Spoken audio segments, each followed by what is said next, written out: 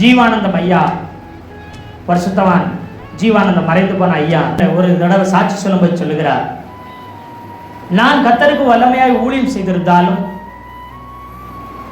DJ தினகரை எனக்கு பின்னாடி வந்த என்னால நடத்தப்பட்ட பயிற்றுவிக்கப்பட்ட, ஏன்னா டிஜே தினகரையாவுக்கும் பெண் பார்த்து திருமணம் முடித்து வைத்ததே ஜீவானந்த ஐயான்னு சொல்லுவாங்க.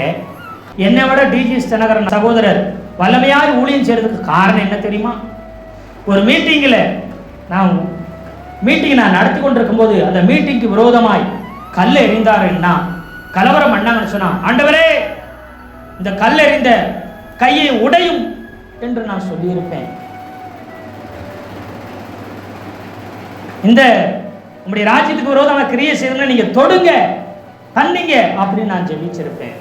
இது டிஜே தினகரன் அவருக்கு இதே மாதிரி அவர் மீட்டிங்கில் கல்ல எறிந்திருந்தா, அவர் கல்லை எடுத்து, ஆண்டவரே இந்த கல்லை எறிந்தவரை தயவாய் மன்னித்து ரட்சிங்க, உம்முடைய பிள்ளையாய் மாற்றி விடுங்க, உம்மை அறியாமல் இதை செய்து கொண்டிருக்கிறார் உம்முடைய ராஜ்யத்துக்கு விரோதமா என்று சொல்லி ஜெபம் பண்ணுவான். அல்லேலூயா சொல்லுங்களேன், அல்லேலூயா சொல்லுங்களேன். அப்ப என்ன அர்த்தம்? மன்னிப்பின் மகிமை ஆண்டவராய் இயேசு கிறிஸ்துவிட்ட இருந்தது.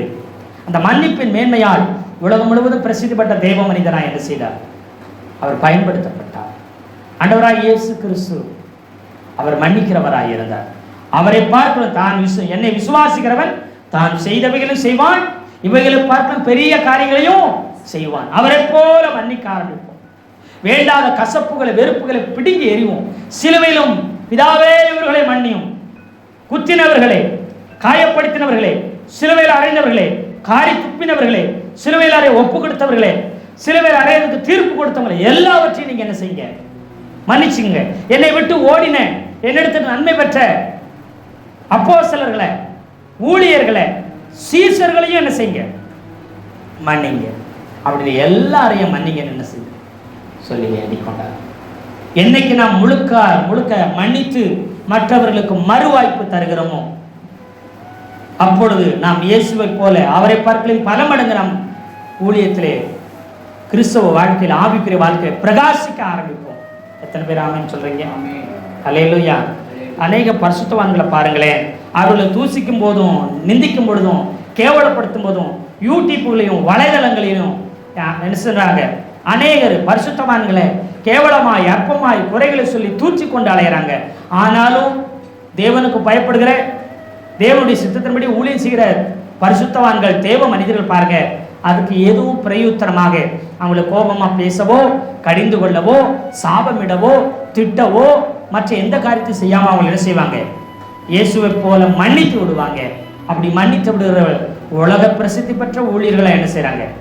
இன்றும் ஊழியம் செய்து கொண்டிருக்கிறார்கள். எத்தனை பேர் ஆமென் சொல்றீங்க?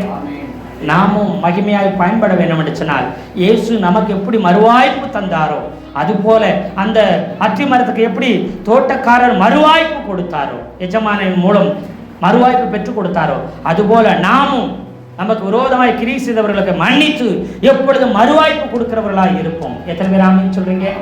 அல்லேலூயா சொல்லுங்களேன், அல்லேலூயா சொல்லுங்களேன். ஆமா, அப்படி மறுவாய்ப்பு கொடுத்தவங்க மகிமையாய் பிரகாசித்தார்கள். அதனுடைய மேன்மை, பலன், ஆசீர்வாதம் எல்லாம் உங்களுக்கே வந்து சாரும். அதற்குரிய பலனை கர்த்தர் வரும்போது அந்நாளிலே தர அவர் போதுமானவராய் இருக்கிறார். எத்தனை பேர் ஆமென் சொல்றீங்க? அல்லேலூயா. நாம் இந்த மறுவாய்ப்பை உறுதியாய் பிடித்துக் கொள்ளுவோம். அதே போல நம்மை சுற்றி உள்ளவருக்கு மறுவாய்ப்பு தந்து அவர்களை மகிமையாய் பிரகாசிக்க செய்வோம். கர்த்தர் இந்த வார்த்தையில் கொண்டு நம் ஒவ்வொருத்தரையும் ஆசீர்வதிப்பாராக.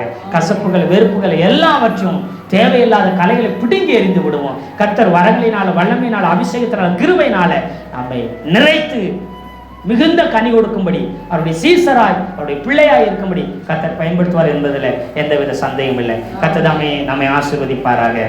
ஆமென், ஆமென், ஆமென்.